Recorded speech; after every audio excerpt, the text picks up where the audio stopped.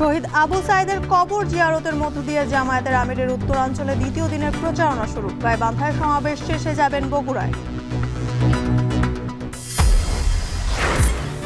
আজকে সন্ধ্যায় চট্টগ্রাম যাচ্ছেন তারেক রহমান। পোলো গ্রাউন্ড মাঠে জনসভায় যোগ দেবেন কাল। 2 দশক পর যাবেন ফেনীতে।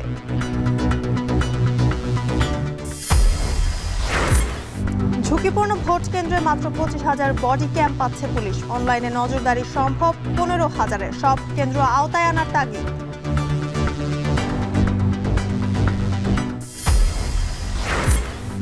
কুষ্টিয়ায় নারী ভোটাররা বদলে দিতে পারে নির্বাচনের সমীকরণ। সহিংসতা মুক্ত পরিবেশ, নিরাপত্তা নিশ্চয়তার পাশাপাশি চান উন্নয়নমুখী নেতৃত্ব।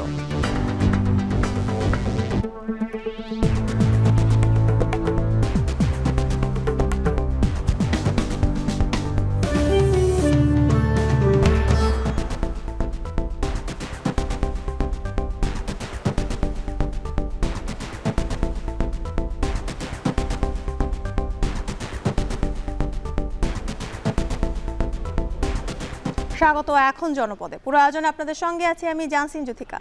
শহীদ আবু সাইদের স্বপ্ন জীবন দিয়ে রক্ষা করার অঙ্গীকার করেছেন জামায়াত আমির। তিনি বলেন, দেশের 1 ইঞ্চি মাটির সম্মান কারো কাছে বিক্রি করবে না জামায়াত। সকালে জুলাই আন্দোলনের প্রথম শহীদ আবু সাইদের কবর জিয়ারত করেন জামায়াত আমির। এ সময় সঙ্গে ছিলেন 10 দলীয় জোটের নেতারা। কবরের পাশে দাঁড়িয়ে দোয়া ও মোনাজাত পরিচালনা করেন ডাক্তার শফিকুর রহমান। পরে আবু সাইদের পরিবারের সঙ্গে সাক্ষাৎ করেন তিনি। এ সময় তিনি বলেন, জামায়াতের জুলাই বীরদের কখনো ভুলবে না। পরে গণমাধ্যমে তিনি বলেন, আবু সাইদের দেখানো বৈষম্যমুক্ত মানবিক রাষ্ট্র গঠন করবে তার দল। জানান, ন্যায় বিচার প্রতিষ্ঠায় জামায়াতে ইসলামী প্রতিজ্ঞাবদ্ধ।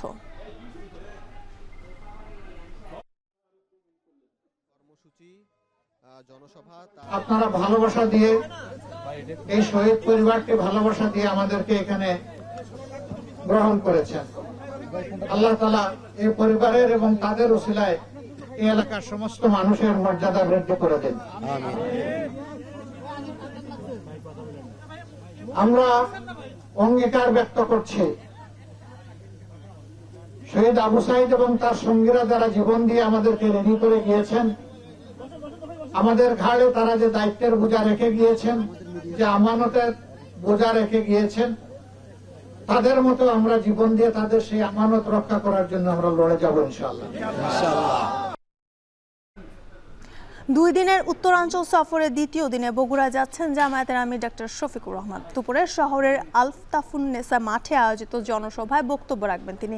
এ নিয়ে আরও জানাতে সেখান থেকে যুক্ত হচ্ছেন রাজীব সেলিম। রাজীব, জনসভায় নেতাকর্মীদের উপস্থিতি কেমন দেখছেন, আমাদের বিস্তারিত জানাবেন। জ্যোতিকা, নেতাকর্মী প্রচুর রয়েছে। সকাল থেকে এখানে বিভিন্ন উপজেলা ইউনিয়ন পর্যায় থেকে নেতাকর্মীরা এসেছেন, খণ্ড খণ্ড মিছিল নিয়ে এখানে জড়ো হয়েছেন এবং সকাল থেকেই তাদেরকে একত্রিত করতে এবং এখানে মনোযোগী করে রাখতে সকাল থেকে বিভিন্ন রকম ইসলামিক গান, নির্বাচনী গান এবং গজল পরিবেশন করা হয়েছে এবং তারপর কোরআন তেলাওয়াতের মধ্য দিয়ে এখানে আনুষ্ঠানিকতা শুরু হয়েছে এবং তারপর থেকে জেলা এবং উপজেলার বিভিন্ন পর্যায়ের নেতারা বক্তব্য রাখছেন। আর ঠিক এই জায়গাটিতে বগুড়া শহরের আলতাফুন্নেসার এই খেলার মাঠে জামায়াতের আমির ডাক্তার শফিকুর রহমান এসে পৌঁছবেন ঠিক 12টায়। আমরা কিছুক্ষণ আগে শুনছিলাম তাদের কাছ থেকে গাইবান্ধার পলাশবাড়ি উপজেলায় তিনি বক্তব্য রাখছেন, সেখান থেকে বগুড়ার উদ্দেশ্যে রওনা হবেন এবং বগুড়ার সীমানায় প্রবেশ করেই মোকামতলায় একটি পথসভায় ছোট্ট করে বক্তব্য দিয়ে তিনি আবারও এই আলতাফুন্নেসা খেলার মাঠের উদ্দেশ্যে রওনা হবেন। এখানে আসবেন, এখানে বক্তব্য রাখবেন এবং তারপর তিনি এখান থেকে সিরাজগঞ্জের উদ্দেশ্যে রওনা হবেন। সিরাজগঞ্জের যে জনসভা রয়েছে সেখানে বক্তব্য দিয়ে তারপর তিনি সেখান থেকে পাবনায় যাবেন এবং পাবনায় জনসভায় বক্তব্য রাখার মধ্য দিয়ে তার 2 দিনের সফর শেষ হবে। ত্রয়োদশ জাতীয় সংসদ নির্বাচন উপলক্ষে এরই মধ্যে যে নির্বাচনী প্রচারণা শুরু হয়েছে তার আজকে 3য় দিন। আর এই 3য় দিনে বগুড়ার যে 7টি আসন রয়েছে, এই 7টি আসনের যে প্রার্থীরা জামায়াতে ইসলামী সহ অন্যান্য দলের যে 34 জন প্রার্থী রয়েছে তারা ভোটারদের কাছে যাচ্ছে। 30 লাখ ভোটারের এই জেলার আনাচে কানাচে সমর্থকরা এবং যারা প্রার্থী রয়েছেন তারা ছুটছেন এবং বিভিন্ন রকম ইশতেহার দিচ্ছেন। বাংলাদেশ জামায়াতে ইসলামের যে 7 জন প্রার্থী 7টি আসনে ছুটে বেড়াচ্ছেন, তারা বলছেন যে তারা যে ইশতেহার দিচ্ছেন মানুষের চাওয়া পাওয়া এবং বিভিন্ন প্রয়োজনীয় জিনিসগুলো পূরণের জন্য তারা যে প্রতিশ্রুতি দিচ্ছেন, তাতে করে তাদের ভোটের মাঠ অনেকটাই গুছিয়ে গেছে। তবে আজকে বাংলাদেশ জামায়াতে ইসলামের আমির যখন এখানে বক্তব্য দিবেন, তখন এখানে উপস্থিত থাকবেন বগুড়ার সব একেবারে প্রত্যন্ত অঞ্চলের নেতাকর্মীরাও থাকবেন এবং তারা তাদের জামায়াতে ইসলামের আমিরের বক্তব্য শুনে আসলে নির্বাচনী মাঠ আরো অনেকটাই গুছিয়ে যাবে এবং তাদের পক্ষে ভোটাররা রায় প্রদান করবেন, এমন কথা তারা বলছেন। সকাল থেকে যে যারা বক্তব্য দিয়েছেন এখন পর্যন্ত জেলা এবং উপজেলার যে নেতারা, তারা বলছিলেন যে বগুড়ার যে ধানের শীষের যে ঘাঁটি বলা হয়ে থাকে সেই ইতিহাস তারা এবার বদলে দিতে চান, এমন কথাই বলছিলেন বক্তব্যে। এই ছিল আমার কাছে বগুড়া থেকে বাংলাদেশ জামায়াতে ইসলামের আমিরের এই অনুষ্ঠানের সবশেষ। বগুড়া যাচ্ছেন জামায়াতে আমির, সেখানকার সবশেষ তথ্য জানাচ্ছিলেন রাজীব সেলিম। চট্টগ্রামে পুরো দমে চলছে নির্বাচনী প্রচারণা, ভোটারদের দাঁড়ে দাঁড়ে যাচ্ছেন বিভিন্ন দলের প্রার্থীরা। এ নিয়ে বিস্তারিত জানাতে চট্টগ্রাম থেকে যুক্ত হচ্ছেন হোসাইন জিয়াদ। চট্টগ্রামে নির্বাচনী প্রচারণা কেমন দেখছেন জানাবেন।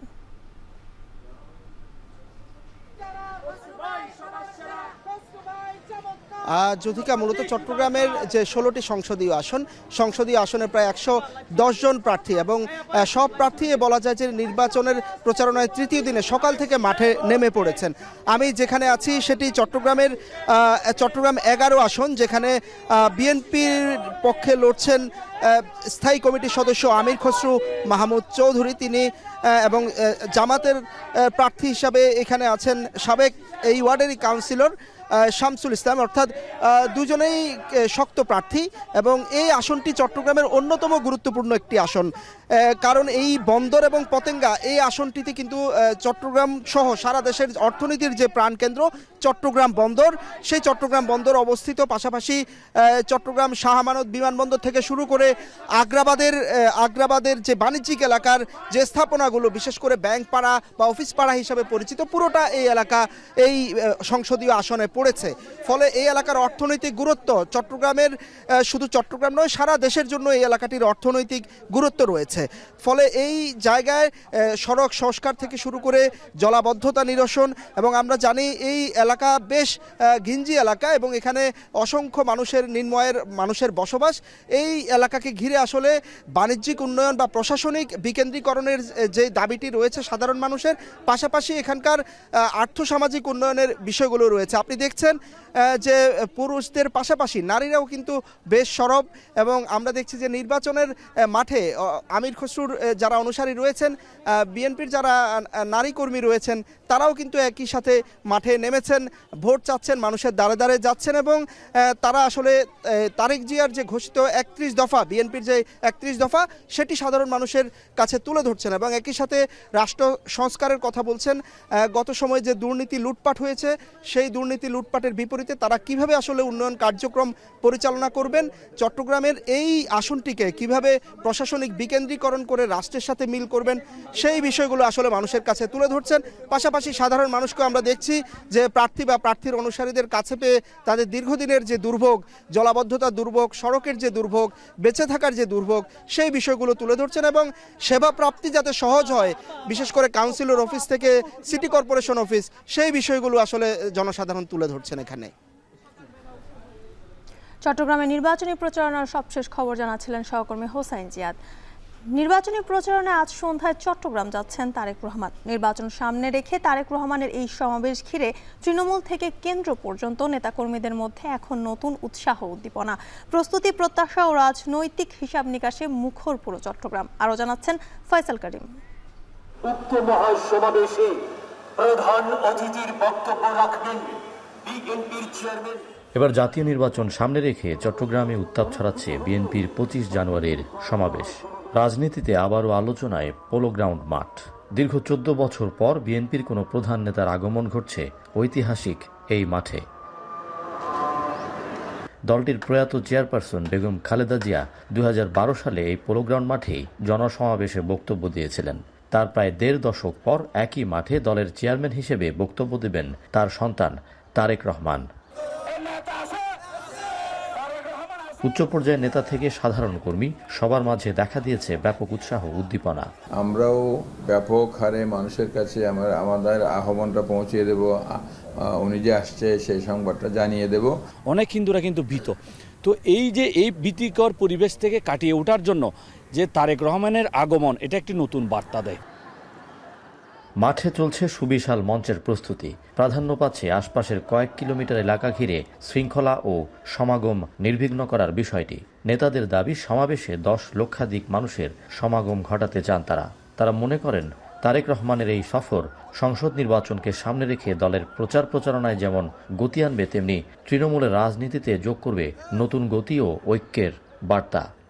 ওনার নিরাপত্তার বিষয়ে আমাদের দলীয়ভাবে আমাদের প্রস্তুতি আছে। দলের বাইরেও আমরা প্রশাসনকে এই বিষয়ে অবহিত করেছি, ওনাদের সাহায্য সহযোগিতা চেয়েছি। সমাবেশে অংশ নিতে 24 জানুয়ারি সন্ধ্যায় চট্টগ্রাম পৌঁছানোর কথা রয়েছে তারেক রহমানের। পরদিন সকাল 10টায় পোলো গ্রাউন্ড মাঠে জনসমাবেশে উপস্থিত থাকবেন তিনি। ফয়সাল করিম, এখন চট্টগ্রাম। এদিকে চট্টগ্রামের জনসভা শেষে দীর্ঘ প্রায় 2 দশক পর ফেনীতে যাবেন তারেক রহমান, যাতে পুরো জেলা জুড়ে বইছে উৎসবের আমেজ। উজ্জীবিত হয়ে উঠেছে তৃণমূলের রাজনৈতিক কর্মীরা। সোলাইমান ডালিমের প্রতিবেদন। 2 দশক পর নানাবারই ফেনীতে যাচ্ছেন বিএনপি চেয়ারম্যান তারেক রহমান। তার আগমনকে ঘিরে শহর থেকে প্রত্যন্ত গ্রাম পর্যন্ত ছড়িয়ে পড়েছে উৎসাহ, উদ্দীপনা ও উৎসবমুখর পরিবেশ। তারেক রহমানকে বরণে প্রস্তুতি নিচ্ছেন নেতাকর্মীরা। আমার বাড়ির লোক হিসেবে তাদের কারো নাতি, কারো ভাগিনা, কারো ভাই, যা যেভাবে হয় সেভাবে আপনার ওনাকে রিসিভ করার জন্য, সম্বর্ধনা দেওয়ার জন্য ফেনীর মানুষ অবশ্যই অধীর আগ্রহ অপেক্ষা করছে। যা অতীতের ভাতভাঙ্গা জোয়ার, এবং ফেনী হবে আমাদের জনসমুদ্র। ফেনীর উত্তরের 3 উপজেলার দীর্ঘদিনের সমস্যা বন্যা নিরসন। দক্ষিণের 2 উপজেলার নদী ভাঙন রোধে মুসাফর ক্লোজার নির্মাণ, মেডিকেল কলেজ ও বিশ্ববিদ্যালয়ের চাহিদা এই জনপদের মানুষের দীর্ঘদিনের।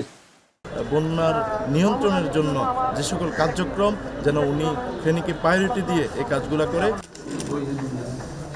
যে আসন থেকে বেগম খালেদা জিয়া বারবার নির্বাচিত হয়েছেন, সেখানে এবারও বিএনপিকে জয় করতে চান এখানকার স্থানীয় নেতাকর্মীরা। বিএনপি নেতারা বলছেন, ফেনী পাইলট হাই স্কুল মাঠে 25 জানুয়ারি তারেক রহমানের সমাবেশটি ইতিহাস হয়ে থাকবে। সেদিন সৃষ্টি হবে জনস্রোত। তারেক রহমান দলের চেয়ারম্যান হয়েছেন, উনি বাংলাদেশে এসেছেন কয়েকদিন আগে। সব কিছু মিলে ওনার এই আগমন অত্যন্ত গুরুত্বপূর্ণ একটা বিষয় আমাদের কাছে। সেই জনসভা জনসমুদ্রে পরিণত হয়, সেই জন্য আমরা কাজ করছি। প্রত্যেকটি ওয়ার্ডে, ইউনিয়নে আমরা একসঙ্গে কাজ করছি। তারেক রহমানের এই সফর আগামীর সমৃদ্ধ ফেনী গড়তে বড় ভূমিকা রাখবে, এমনটাই বলছেন নেতাকর্মীরা। সোলাইমান ডালিম, এখন ফেনী।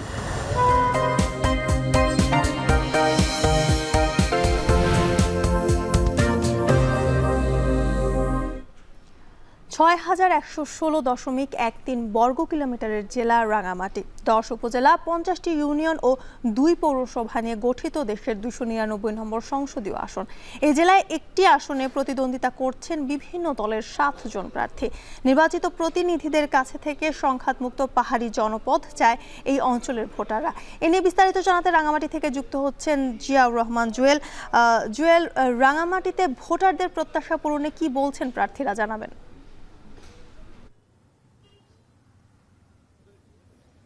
জ্যোতিকা, যেমনটি আপনি বলছিলেন যে এই পার্বত্য অঞ্চলের সবচেয়ে বড় যে জেলাটি রয়েছে দেশের, সেটি হচ্ছে রাঙামাটি 299 নম্বর আসন, যেখানে 5,09,267 জন ভোটার রয়েছে। এর মধ্যে পুরুষ ভোটার রয়েছে 2,63,410 জন এবং নারী ভোটার রয়েছে 2,45,855 জন। একটুখানি বলে রাখি, এখানে যে 213টি ভোট কেন্দ্র রয়েছে, যার মধ্যে আসলে 20টি রয়েছে হেলিসোটি কেন্দ্র, যেখানে হেলিকপ্টার দিয়ে নির্বাচনী সরঞ্জাম এবং এখানকার যে নির্বাচনী কর্মকর্তা রয়েছে তাদেরকে পাঠানো হবে। এর আগে দ্বাদশ জাতীয় সংসদ নির্বাচন সেখানে 18টি কেন্দ্র ছিল, যেখানে 33,000 ভোটারের ভোট সংগ্রহ করা হবে। একটুখানি বলে রাখি যে এই আসনটিতে এখন পর্যন্ত বিএনপি এবং যে 10 দলীয় জোট রয়েছে এই একজন মাত্র স্বতন্ত্র প্রার্থী মোট 7 জন প্রতিদ্বন্দ্বিতা করছেন বিভিন্ন রাজনৈতিক দলের প্রার্থীরা। ইতিমধ্যে তাদের নির্বাচনী প্রতীক নিয়ে প্রচারণা শুরু করছেন। তবে এখানকার যারা ভোটাররা রয়েছেন তারা যেটি বলছেন যে এই দীর্ঘ স্বাধীনতার দীর্ঘ বছর পরেও এখানে কৃষি যে অর্থনীতি রয়েছে এর বাইরে কোনো শিল্প কারখানা গড়ে ওঠেনি। এখানকার মানুষজনের কর্মসংস্থান শুধুমাত্র কৃষি কেন্দ্রিক। তারা যেটি বলছেন যে নির্বাচিত যারা হবেন, তাই নতুন যারা নির্বাচিত হবেন তাদের কাছে যে প্রত্যাশা এখানকার শিক্ষা, চিকিৎসা, একই সঙ্গে কর্মসংস্থান বৃদ্ধি এবং নতুন নতুন কর্মসংস্থান। দীর্ঘদিন ধরে আপনি জানেন যে এখানে যে সংঘাত রয়েছে, যে আঞ্চলিক দলগুলো তাদের নিজেদের মধ্যে পারস্পরিক সংঘাতে জড়িয়ে আছে, যার কারণে এখানকার যেমন নিরাপত্তা বিঘ্নিত হয়, একই সঙ্গে এখানকার যে উন্নয়ন যে কর্মকাণ্ডগুলো রয়েছে সেখানেও আসলে ব্যাপকভাবে বিঘ্নিত হয়। এর বাইরে যদি একটুখানি বলে রাখি, রাঙ্গামাটির যে শহরটি রয়েছে জেলায়, সেখানে 10টি উপজেলার 8টি উপজেলা অন্তত পানি যোগাযোগ ব্যবস্থা পানিপথে যেতে হয়। এই উপজেলাগুলোতে শিক্ষা, স্বাস্থ্য এই জায়গায় আসলে ব্যাপকভাবে পরিবর্তন চাচ্ছেন এখানকার ভোটার। একই সঙ্গে বলা যায় যে মানুষের যে একটি সমৃদ্ধ যে জনপদ রাঙ্গামাটি, সেই সমৃদ্ধ জনপদ যেন তৈরি হয় নির্বাচিত জনপ্রতিনিধিদের মাধ্যমে, সেই প্রত্যাশাটুকু তারা জানিয়েছেন। এই ছিল আমার কাছে রাঙ্গামাটি থেকে সবশেষ। জ্যোতিকা। আবারও নির্বাচনী প্রচারণার খবর। রাজশাহীতে পুরোদমে নির্বাচনী প্রচারণা চালাচ্ছেন 6টি সংসদীয় আসনের প্রার্থীরা। এ নিয়ে জানাতে রাজশাহী 2 আসনের রায়পাড়া এলাকা থেকে যুক্ত আছেন মারুফ হাসান। মারুফ, রাজশাহীতে নির্বাচনী প্রচারণা কেমন দেখছেন, কি বলছেন সেখানকার প্রার্থীরা?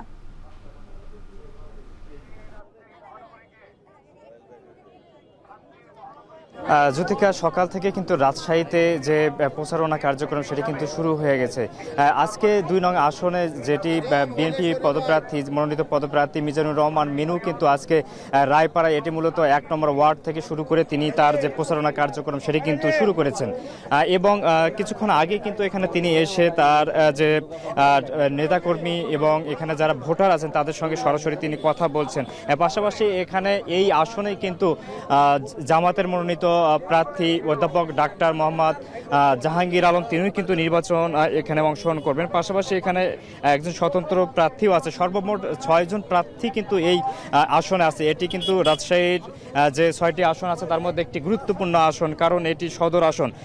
রাজশাহীর সদর আসনে এখানে আমরা জানি যে সর্বমোট ভোটার রয়েছে 3,69,564 জন এবং যেখানে পুরুষ ভোটার 1,78,251 জন এবং নারী ভোটার রয়েছে 1,91,305 জন।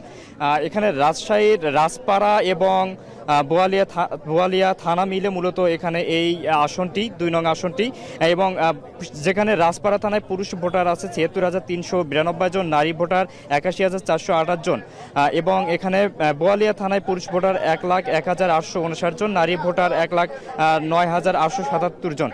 সব মিলিয়ে ভোটারদের যে সংখ্যা সেখানে আমরা দেখতে পাচ্ছি যে নারী ভোটারদের সংখ্যা কিন্তু অনেক বেশি পরিমাণে, যার কারণে এখানে যারা প্রার্থী আছেন তারা কিন্তু প্রথমত নারী ভোটারদেরকে তাদের ভোট টানার জন্য কিন্তু তারা নারী ভোটারদের একদম কাছাকাছি যাচ্ছেন। পাশাপাশি পুরুষ ভোটার আছে যারা তাদের কাছাকাছি তারা যাচ্ছেন, তারা চেষ্টা করছেন এই অল্প সময়ের মধ্যে যাতে দ্রুত সময়ের ভেতরেই তাদেরকে এই ভোট দেওয়ার জন্য যাতে আগ্রহ এবং তাদের উদ্বুদ্ধ করা যায় সেই কাজটি কিন্তু তারা করছেন। আমরা জানি যে নগরীর যে আরও যে ওয়ার্ডগুলো আছে সেই ওয়ার্ডগুলোতে কিন্তু পর্যায়ক্রমে জামাত প্রার্থী এবং অন্যান্য যেসব প্রার্থী আছেন সবাই মিলেই কিন্তু তারা জোরালোভাবে যে প্রচারণা কার্যক্রম সেই প্রচারণা কার্যক্রম কিন্তু চালিয়ে যাচ্ছেন। সব মিলিয়ে জ্যোতিকা, রাজশাহী থেকে যে নির্বাচনী যে ত্রয়োদশ জাতীয় নির্বাচনী যে প্রচারণা কার্যক্রম এই ছিল আমার কাছে এখন পর্যন্ত সবশেষ। রাজশাহী থেকে নির্বাচনী প্রচারণার খবর জানাচ্ছিলেন মারুফ হাসান। সাতক্ষীরার 4টি আসনে 20 জন প্রার্থী ছুটছেন ভোটারদের দ্বারে দ্বারে। সেখানকার নির্বাচনের হাওয়া কেমন জানাতে যুক্ত হচ্ছেন আহসান রাজীব। রাজীব, সাতক্ষীরায় প্রচারণার তোড়জোড় কেমন দেখছেন জানাবেন।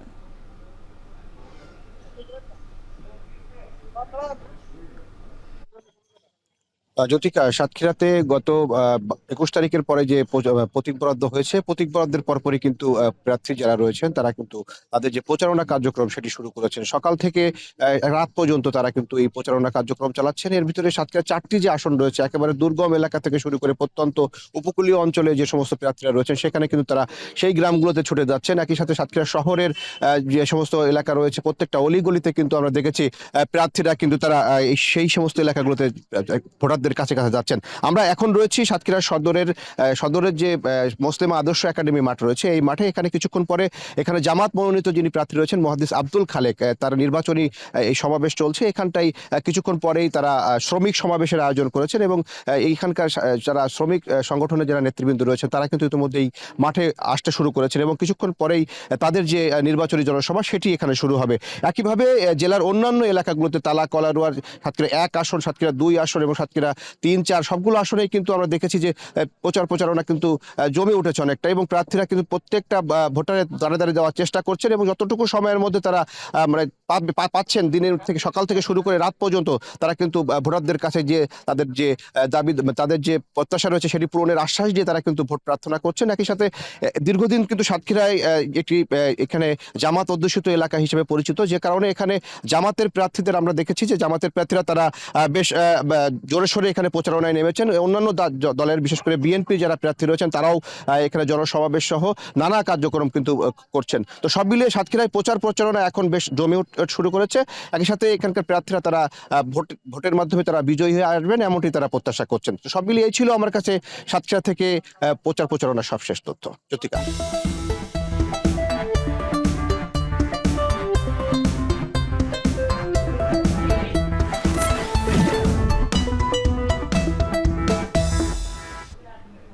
সংস্কৃতি, ইতিহাস, কৃষি আর শিল্পায়নের সমৃদ্ধ কুষ্টিয়া। নির্বাচন ঘিরে এবার দিন বদলের প্রত্যাশায় জেলার নারীরা। তারা সহিংসতা মুক্ত পরিবেশ, কর্মসংস্থান আর নিরাপত্তার নিশ্চয়তার পাশাপাশি চান উন্নয়নমুখী নেতৃত্ব। কুষ্টিয়া থেকে মেজবাউদ্দিন পলাশের প্রতিবেদন। কুষ্টিয়া জেলায় 6 উপজেলার জনসংখ্যা প্রায় 24 লাখ। সাহিত্য, ইতিহাস ও ঐতিহ্যের কারণে কুষ্টিয়াকে বলা হয় দেশের সাংস্কৃতিক রাজধানী। আগামী নির্বাচনকে কেন্দ্র করে উত্তপ্ত হয়ে উঠেছে এখানকার ভোটের মাঠ। জেলার 4টি সংসদীয় আসনে নারী ও পুরুষ ভোটারের সংখ্যা প্রায় সমান। তবে ভোটকেন্দ্রিক সহিংসতা ও বিশৃঙ্খলায় নারীদের ভোটে অংশগ্রহণে সবচেয়ে বড় বাধা।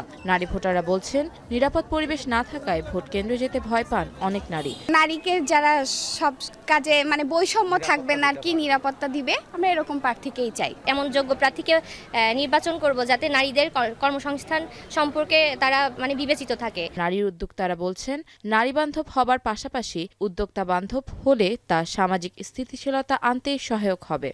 নারীদেরকে নিয়ে যারা কাজ করবে আমরা চাই যে তাকেই আমরা নির্বাচিত করব। এখন এবার যে সরকার আসবে তাকে আমরা ন্যায্যমূল্য আমরা ভোট দেব, যে আমাদের কাজ করবে। সহিংসতা মুক্ত পরিবেশ আর উন্নয়নমুখী নেতৃত্ব পেলে এই নির্বাচনে নারীর ভোট বদলে দিতে পারে পুরো রাজনৈতিক সমীকরণ, এমন প্রত্যাশাই এখন নারী ভোটারদের। এখন কুষ্টিয়া। হিলিতে নির্বাচনী প্রচারণা শুরু করেছেন বিএনপির স্থায়ী কমিটির সদস্য ও দিনাজপুর 6 আসনের প্রার্থী এজেড জাহিদ হোসেন। সেখানে আছেন সোহেল রানা, চলে যাচ্ছি তার কাছে। সোহেল, নির্বাচনী প্রচারণা কেমন দেখছেন সেখানে জানাবেন।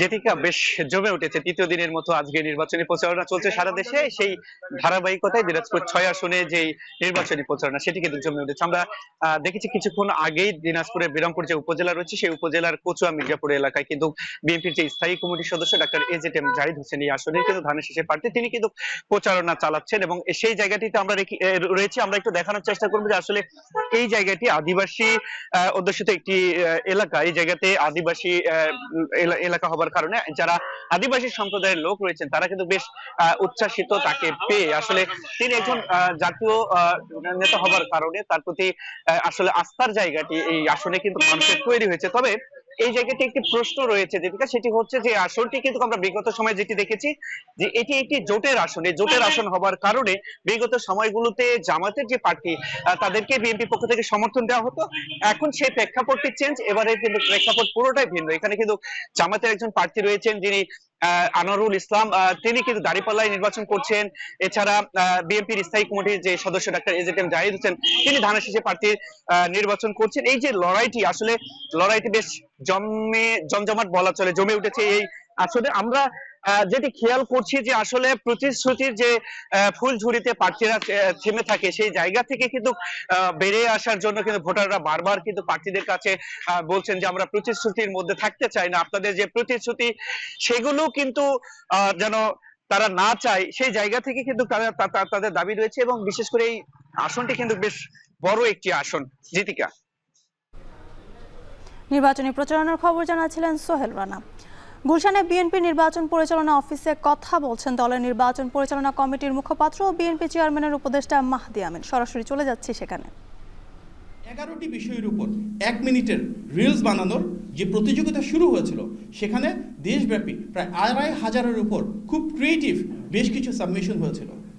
এই প্রতিযোগিতার মধ্য থেকে জনমতের উপর ভিত্তি করে, যেখানে 30% মার্ক ছিল এবং একটি আলোকিত জুরি বোর্ড ছিল যাদের 70% মার্ক ছিল, তার আলোকে 10 জনকে বিজয়ী নির্বাচিত করা হয়েছে। এই 10 জনই আজকে বিএনপি চেয়ারম্যান জনাব তারেক রহমান ও ব্যারিস্টার জাইমা রহমানের সাথে সাক্ষাৎ এবং আলাপচারিতার সুযোগ পাচ্ছেন দুপুর 2টা থেকে। আপনাদেরকে সেখানে থাকবার জন্য আমন্ত্রণ জানাচ্ছি। আপনারা নিশ্চয়ই অবগত আছেন যে বিএনপি দেশের নাগরিকদের সঙ্গে সরাসরি যোগাযোগ জোরদার এবং নির্বাচন সংক্রান্ত আইন, বিধিমালা ও নির্দেশিকা সম্পর্কে তথ্য দেওয়ার পাশাপাশি ভোটারদের অভিযোগ, পর্যবেক্ষণ ও গঠনমূলক মতামত গ্রহণের উদ্দেশ্যে বিএনপির পক্ষ থেকে ইলেকশন হটলাইন 16543 এবং নতুন একটা হোয়াটসঅ্যাপ হটলাইন, যেটি নাম্বার 01806-977-577। আমি আবারও বলছি, সরাসরি যেটা হটলাইন ফোন করার জন্য সেটা হচ্ছে 16543, আর হোয়াটসঅ্যাপের জন্য 01806-977-577। সেখানে যোগাযোগ করার সুযোগ রয়েছে। শহর ও গ্রাম সহ পুরো দেশব্যাপী সকল নাগরিককে সম্পৃক্ত করে একটি স্বচ্ছ, গ্রহণযোগ্য এবং নাগরিক বান্ধব নির্বাচন পরিচালনা এবং পরিবেশ গড়ে তোলাই আমাদের মূল লক্ষ্য। গুলশানে বিএনপি নির্বাচন পরিচালনা অফিসে কথা বলছিলেন দলের নির্বাচন পরিচালনা কমিটির মুখপাত্র ও বিএনপি চেয়ারম্যানের উপদেষ্টা মাহদি আমিন। আমরা সরাসরি যুক্ত ছিলাম সেখানে। কাজ হোক চাই, সাথে এক্সপার্ট চাই, না টাইট লুজ যদি করতে হয় তবে এক্সপার্ট টুলসেই নিশ্চিত জয়। এক্সপার্ট হার্ডওয়্যার টুলস, সকল কাজের এক্সপার্ট সমাধান। 42,000 ভোট কেন্দ্রের নিরাপত্তায় 40,000 বডি ক্যামেরা কিনতে সরকার অনুমোদন দিলেও কয়েক দফায় কমেছে বরাদ্দ। অবশেষে নির্বাচনে 25,000 বডি ক্যামেরা ব্যবহার করবে পুলিশ। এর মধ্যে 15,000 ক্যামেরা অনলাইনে সরাসরি নজরদারি করা যাবে, বাকিগুলো অফলাইনে। এদিকে পরীক্ষামূলক ব্যবহার শুরু হলেও দায়িত্বরত অবস্থায় ক্যামেরা বন্ধ রাখছেন অনেকে। হাসিব বিল্লার প্রতিবেদন।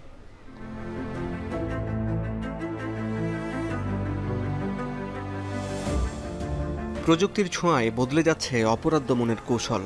মাঠ পর্যায়ে কর্মযজ্ঞের নিখুঁত তথ্য যাচাইয়ে আধুনিক সংস্করণ অনলাইন বডি অন ক্যামেরা। এতে সংশ্লিষ্ট থানা কিংবা কেন্দ্র থেকেই সরাসরি পর্যবেক্ষণ করা যায় আইন শৃঙ্খলা রক্ষায় নিয়োজিত পুলিশ কিংবা অপরাধীর অবস্থান। এই প্রযুক্তি পুলিশ সদস্যের স্বচ্ছতা নিশ্চিতের পাশাপাশি অপরাধ দমনের মতো ঝুঁকিপূর্ণ পরিস্থিতিতেও নিরাপত্তার হাতিয়ার। গত বছরের 18 নভেম্বর ক্রয় কমিটির বৈঠক শেষে অর্থ উপদেষ্টা বলেন, পুলিশের চাহিদার আলোকে ঝুঁকিপূর্ণ আসনেই কেবল বডি ক্যামেরা দেয়া হবে। পরে প্রায় 20,000 নতুন ক্যামেরা কেনা হয়। আগের 5,000 সহ মোট 25,000 ক্যামেরার মধ্যে অনলাইন 15,000, বাকিগুলো অফলাইন। যেখানে যখন যে রকম লজিস্টিক্স ব্যবহার করার প্রয়োজন সমীচীন মনে করব, জনগণের বৃহত্তর স্বার্থে, নিরাপত্তার স্বার্থে আমরা সেখানে তাই ব্যবহার করব। তবে বাকি সাধারণ কেন্দ্রগুলোতেও ঝুঁকির আশঙ্কা আছে বলে মনে করেন বিশ্লেষকরা। গত বেশ কয়েক মাস দেখেছি যে স্বরাষ্ট্র মন্ত্রণালয় এবং অর্থ মন্ত্রণালয়ের মধ্যে এক ধরনের সমন্বয়হীনতা, অনেক কিছু আমরা এখনো নিশ্চিত হতে পারছি না যে যেগুলো হওয়া উচিত ছিল একটা সুষ্ঠু নির্বাচনের জন্য, সহিংসতা মুক্ত নির্বাচনের জন্য, সেটা কিন্তু আমরা নাগরিকরা আরও দিনে দিনে আরও বেশি সন্দিহান হয়ে যাচ্ছি। ইতোমধ্যে প্রযুক্তি জ্ঞান ও দক্ষতা উন্নয়নে বডি ক্যামেরার প্রশিক্ষণ নিয়েছেন পুলিশ সদস্যরা। 10 থেকে 12 দিন ধরে পরীক্ষামূলক ব্যবহার শুরু হয়েছে। তবে দায়িত্বরত অবস্থায় থাকলেও ক্যামেরা বন্ধ রাখছেন অনেকে। পাশাপাশি নেটওয়ার্ক জটিলতা এবং দীর্ঘ সময় ব্যাটারির সক্ষমতা নিয়ে এখনও চ্যালেঞ্জ রয়ে গেছে। অনলাইন ক্যামেরার মাধ্যমে ইনস্ট্যান্ট আমার কন্ট্রোল, নির্বাচন কমিশন, আমার পুলিশ হেডকোয়ার্টার তারা সরাসরি তদারকি করতে পারবে। অনলাইন প্রযুক্তি তো অনেক সময় নেটের কারণে এখান থেকে ঝাপসা ভিডিও আসছে। ব্যাটারি ব্যাকআপ মানে প্রথমে একটা ছিল, সারাদিন ব্যাকআপের জন্য পরবর্তীতে সমস্যা হইলে 2টা ব্যাটারি স্থির করা হয়েছে। 2015 সাল থেকে ট্রাফিক পুলিশের মাধ্যমে বডি ক্যামেরার ব্যবহার শুরু হয়। তবে অভিযোগ ওঠে অসৎ উদ্দেশ্যে অনেকে নির্দিষ্ট কিছু সময় বডি ক্যামেরা বন্ধ রাখেন। তাই জনগণের আমানত, ভোটের নিরাপত্তা নিশ্চিতে পুলিশ সদস্যদের সততা ও দক্ষতার পরিচয় দেওয়ার আহ্বান সর্বস্তরের মানুষের। হাসিব বিল্লাহ, এখন, ঢাকা। চট্টগ্রামের বায়েজিদে যুবককে হত্যা করে দেহ খণ্ড বিখণ্ড করার ঘটনায় অভিযুক্তকে গ্রেপ্তার করেছে পুলিশ। শুক্রবার রাতে সংবাদ সম্মেলনে তাকে গ্রেপ্তারের তথ্য জানানো হয়। বৃহস্পতিবার বায়েজিদের পাঠানপাড়ায় অভিযান চালিয়ে সুফিয়া আক্তারকে গ্রেপ্তার করা হয়। পুলিশ জানায় 20 জানুয়ারি শহীদনগর থেকে পলিথিনে মোড়া মানবদেহের 2টি হাত উদ্ধার করে পুলিশ। তাৎক্ষণিক সেই হাত দুটো উদ্ধার করে চট্টগ্রাম মেডিকেল কলেজ হাসপাতালে পাঠানো হয়। পরে নিহত আনিসের পরিচয় শনাক্ত হলে রহস্য উদ্ঘাটনে নামে পুলিশ। সন্দেহভাজন হিসেবে গ্রেপ্তারের পর সুফিয়া আক্তার জানান আনিসের সাথে তার দীর্ঘদিনের পরিচয়। সম্প্রতি মনোমালিন্য হলে তাকে হত্যার পরিকল্পনা করে সুফিয়া। এক পর্যায়ে বাসায় ডেকে এনে আরও কয়েকজনের সহায়তায় আনিসকে হত্যা করা হয়।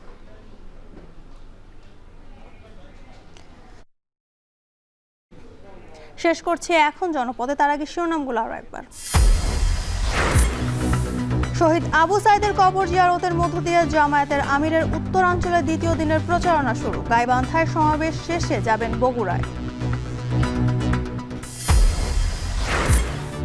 আজকে সন্ধ্যায় চট্টগ্রাম যাচ্ছেন তারেক রহমান। পোলো গ্রাউন্ড মাঠে জনসভায় যোগ দেবেন কাল। 2 দশক পর যাবেন ফেনীতে। ঝুঁকিপূর্ণ ভোট কেন্দ্রে মাত্র 25,000 বডি ক্যাম্প পাচ্ছে পুলিশ। অনলাইনে নজরদারি সম্ভব 15,000-এর সব কেন্দ্র আওতায় আনার তাগিদ।